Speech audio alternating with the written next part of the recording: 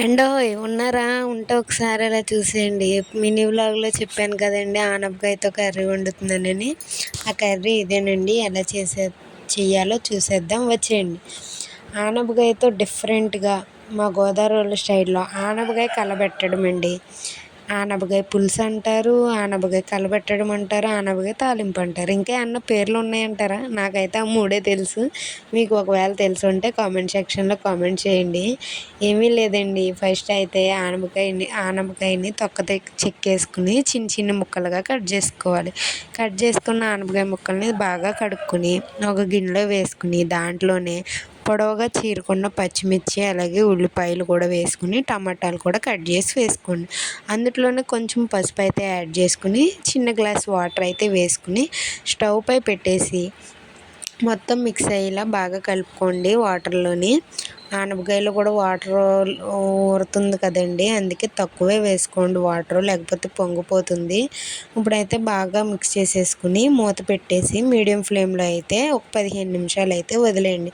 చూడండి, ఈ విధంగా ఆనపకాయ అనేది ఉడుకుతుందండి. ఇప్పుడైతే మళ్ళీ ఒకసారి గట్టితో కలుపుకుని మూత పెట్టేసి మళ్ళీ ఇంకొక 10 మినిట్స్ అయితే వదిలేయండి. ఇప్పుడైతే గట్టితోని ఒకసారి బాగా కలుపుకొని ముక్క ఉడికిందో లేదో చూసుకోవాలండి.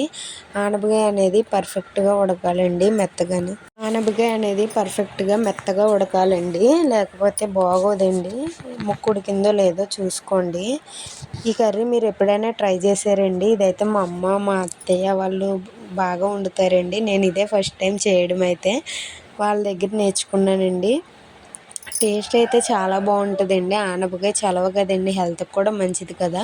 డిఫరెంట్గా ట్రై చేయాలి అనుకున్నప్పుడు ఇలా ట్రై చేయండి. కర్రీ అయితే చాలా బాగుంటుంది.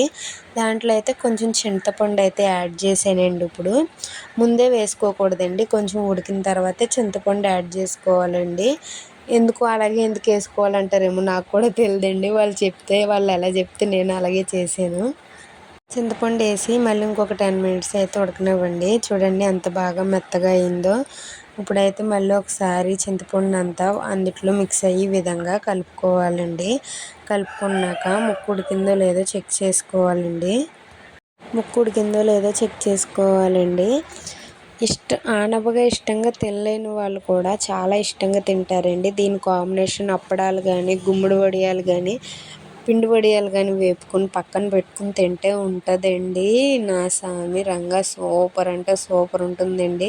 నాన్ వెజ్లోనే కాదండి, వెజ్లో కూడా చాలా ఐటమ్స్ చాలా టేస్టీగా చేసుకోవచ్చండి. నేను నాన్ వెజ్ ప్రియురాలినేనండి, కానీ వెజ్లో కూడా ఎంత టేస్టీగా కర్రీస్ ఉంటాయని నాకు తెలియదండి. ఇప్పుడిప్పుడే నేర్చుకుంటున్నానండి నేను కూడా.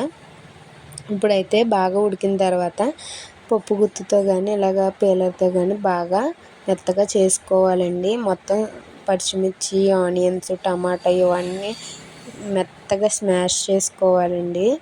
బాగా మెత్తగా చేసుకోవాలండి. మెత్తగా చేసుకుంటేనే బాగుంటుందండి. చూడండి ఎంత బాగా కలర్ఫుల్గా కనబడుతుందో కర్రీ అనేది.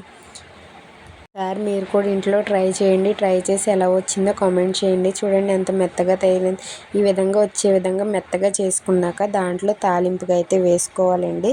తాలింపుకి శనగపప్పు, మినపప్పు, జీలకర్ర, ఆవాలు, ఎండుమిర్చి బాగా ఫ్రై చేసుకుని దీంట్లో అయితే తిరగమాత వేసేసుకోవాలండి. నేనైతే తిరగమాత వేసాను, చెయ్యి అయితే కాలిందండి, అందుకే మళ్ళీ దాంతో పట్టుకుని వేసానండి.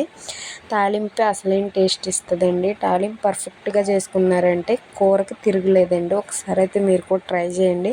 చాలా అంటే చాలా టేస్టీగా ఉంటుందండి. చూడండి, కర్రీ అనేది ఈ విధంగా రావాలండి. వీడియో నచ్చినట్టయితే లైక్ చేసి, షేర్ చేసి, సబ్స్క్రైబ్ చేసుకోండి.